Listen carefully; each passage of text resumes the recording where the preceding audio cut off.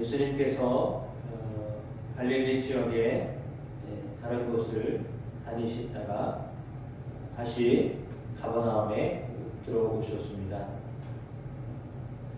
아마도 가버나움 베드로의 집으로 추측되는데요. 그 집에 들어오셔서 말씀을 전하였습니다. 물론 말씀 전하시면서 병을 치유하시는 사역을 계속 하셨을 것입니다. 그때 사람들이 한 중풍병자를 데리고 왔는데 사람들이 너무 많아서 비집고 들어갈 그런 틈이 없었습니다. 아마도 양해를 구했겠지만 예수님을 찾아왔던 모든 사람들이 다 한결같이 나도 급한 사람이요, 나도 말씀 듣고 싶소 라고 하는 그런 어떤 갈망들이 있었기 때문에 더 다급하다고 느껴졌던 이 중풍병자와 그를 데리고 왔던 사람들에게 자리를 양보해 주지는 않았던 것으로 보입니다. 그래서 그 사람들은 생각을 했습니다. 어떻게 하면 예수님께 이 친구를 데리고 갈까? 그런데 놀랍게도 하나님이 지혜를 주셨습니다. 지붕을 뜯고 바로 내리자라고 하는 생각이었습니다. 아마 이런 생각이 났다 할지라도 실제로 실천으로 옮긴다는 것이 생각처럼 쉬운 일은 아니었을 것입니다. 왜냐하면 자기 집도 아니고 남의 집인데 그 남의 집을 허락도 없이 허락을 받을 수 있는 시간도 안 되고 그거를 그냥 무작정 무단으로 뜯어내고 무례하게 그런 일을 해야 했기 때문이죠. 그럼에도 불구하고 그 잠시 무례함은 뒤로 한 채 일단은 자기들의 사랑하는 사람 중풍병자가 고침을 받아야 되겠다라고 하는데 목적을 두었기 때문에 그 한번 어떻게 뭐 보상을 하더라도 이것은 그렇게 해야 되겠다라고 하는 생각을 갖게 되었습니다. 그래서 어떻게 보면 중풍병자를 고칠 수 있는 방법이 없어 보였는데 그럼에도 불구하고 지붕을 뜯어낸다라고 하는 생각이 그들에게 일치되어서 지붕을 뜯어내고 구멍을 내어서 상에 누인 채 끈을 메어서 예수님 앞에 가도록 하였습니다. 아마도 그렇게 지붕을 뜯어내고 누운 상을 달아내리는 순간에도 사람들은 이 무슨 짓이냐고 그렇게 말했을지도 모르겠습니다. 그런데 예수님은 하나도 화를 내지 아니하셨습니다. 오히려 그들이 믿음의 행동을 했다라고 보셨습니다. 사람들이 객관적으로 볼 때는 무례하다.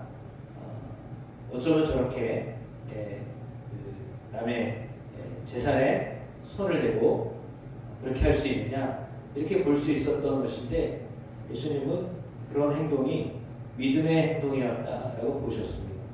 그래서 그들의 믿음을 보시고 중풍병자에게 이르시되 작은 자야 내 죄 사함을 받았느니라 이렇게 말씀을 하셨습니다. 그러니까 이 중풍병에 걸렸던 사람은 무슨 문제가 있었느냐 하면 죄에 대한 문제가 있었다라고 하는 것을 알려주고 있습니다. 사실은 이렇게 이야기하면 중풍병자도 좀 멋쩍은 말이었던 것 같습니다.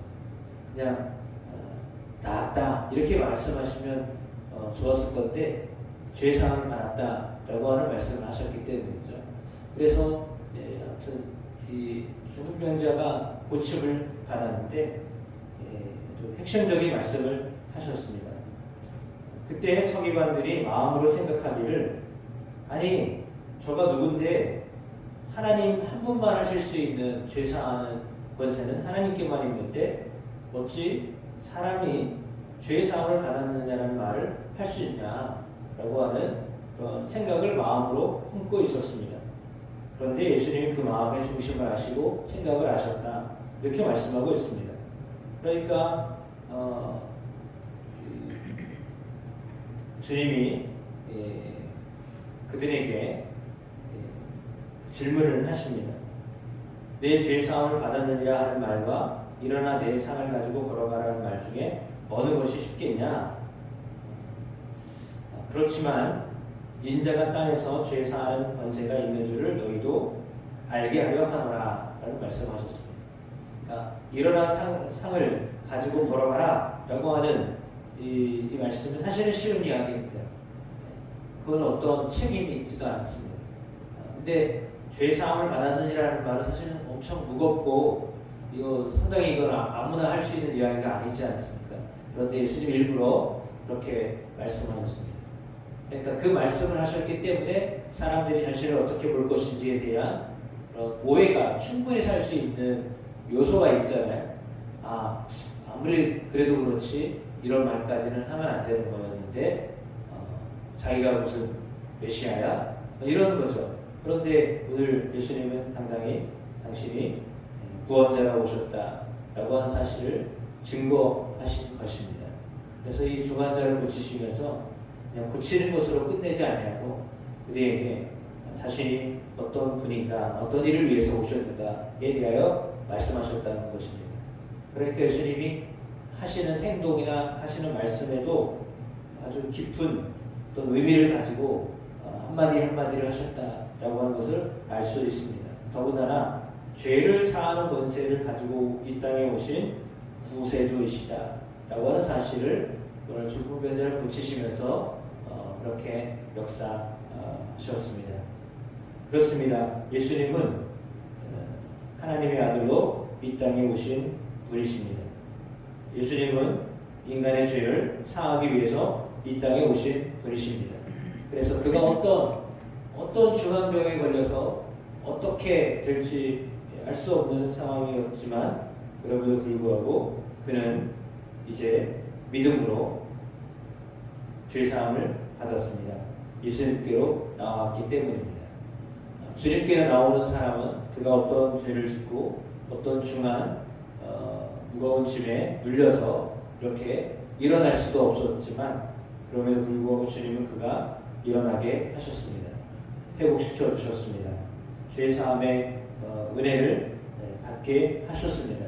그러므로 그 누구도 주님 앞에 나오면 죄사함을 받을 수 있음을 말씀하시는 것입니다.